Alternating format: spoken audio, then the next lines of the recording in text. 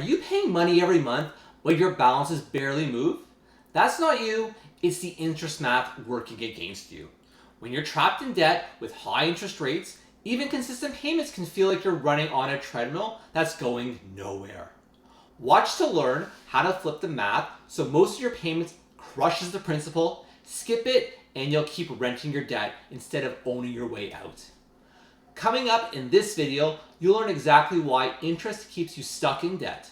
I'll give you a clear, simple breakdown of how interest charges and compounding eat your payments first, so your principal barely moves. Then we'll cover how to avoid the trap before it starts. The practical moves like comparing APRs, building a small emergency fund, and shopping for low rate options so high interest debt doesn't snowball. And finally, what to do if you're already trapped in debt, including specific paths to lower the cost and speed up payoff. Plus, when a consolidation or a consumer proposal makes sense here in Canada. Let me start with a visual that shows exactly how this works. Think of interest debt like a taxi meter that never stops running when you're stuck in traffic. Even when you're sleeping, that meter keeps ticking. Your minimum payments, they mostly pay for the meter while waiting to move, not the actual ride. Here's what I mean. When you make a payment on a high interest debt, the interest gets paid first.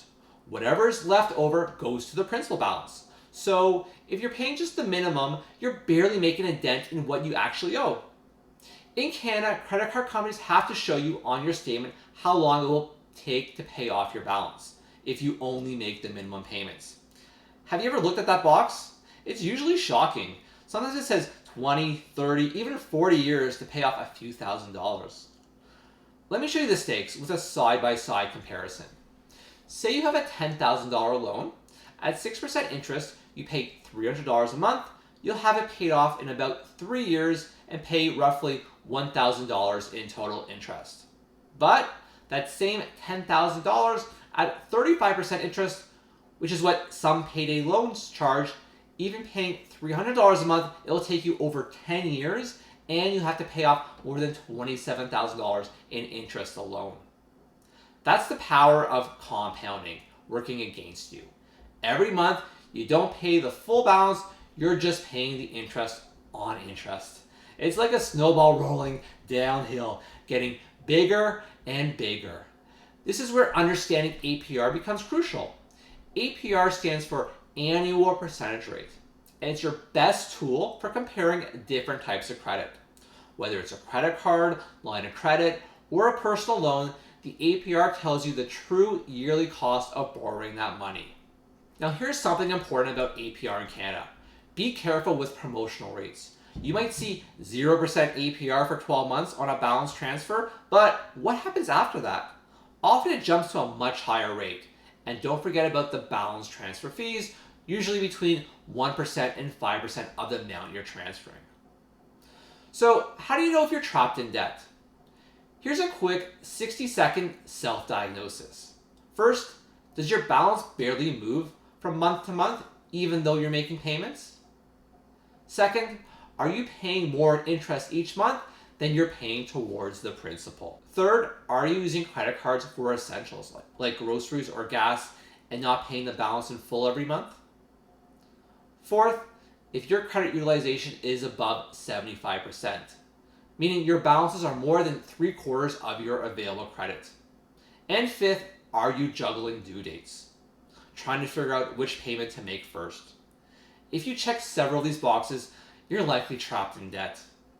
The good news is there are ways to prevent this from happening and ways to get out if you're already there.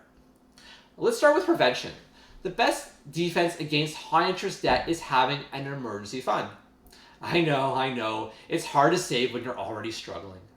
But even $500 or $1,000 can pay for a car repair or medical expense, so you can avoid getting a payday loan or keeping these amounts on a credit card. Next, work toward having 3 to 6 months of expenses saved up. That might sound impossible right now, but start small. Even $25 a week adds up to over $1,300 in a year. Another prevention strategy is getting a line of credit when you don't need it. Here's why it matters. Banks are much more likely to approve you when your credit is good and you're not desperate. A line of credit typically has a much lower interest rate than credit cards or payday loans. Keep the balances at zero or very low, and it actually helps your credit score by having a low utilization rate while giving you access to lower cost of borrowing if you need it in the future. But what if you're already trapped in debt?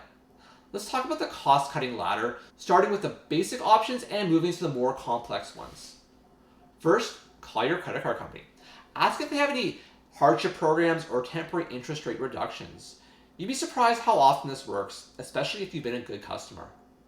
Once you get a lower rate, set up automatic payments for a more than minimum amount. Next, consider a balance transfer. This is where you move your high interest debt to a credit card with a promotional APR, sometimes at 0% for 12 to 21 months.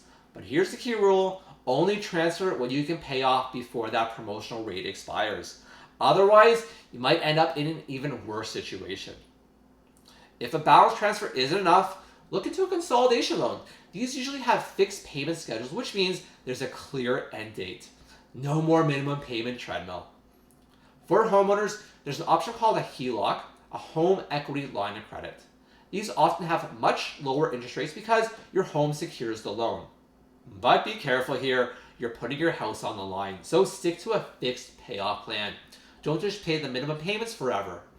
And please avoid payday loans.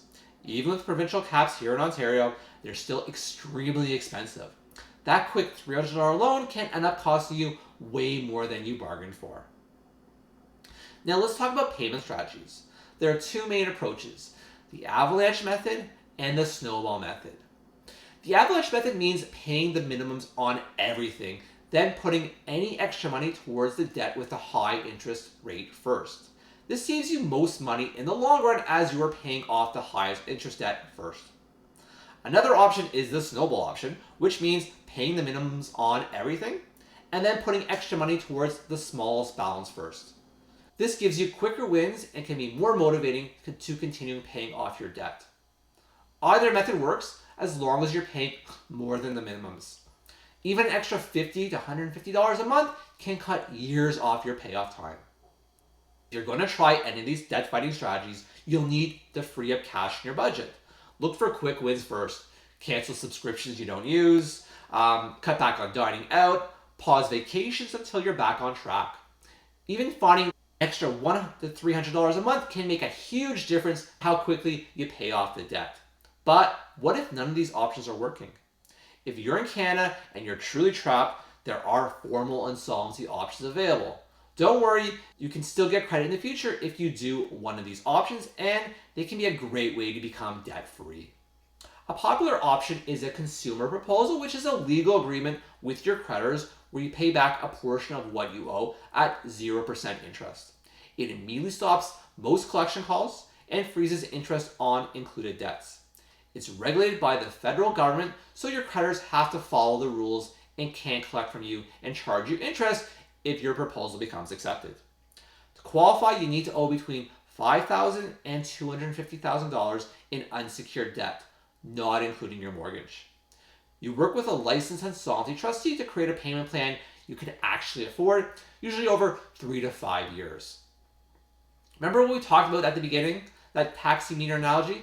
If your meter won't stop running and minimum payments aren't moving the needle, you don't just need more effort, you need different rules. Everything in this video showed you how interest traps you and the ways to try to escape.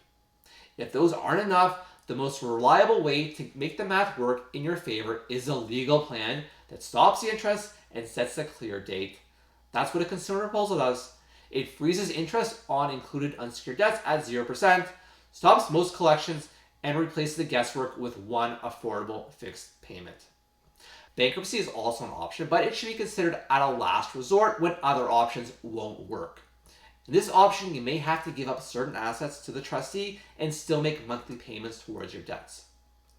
So if you check several boxes on that debt trap test we did earlier, you need a structured plan.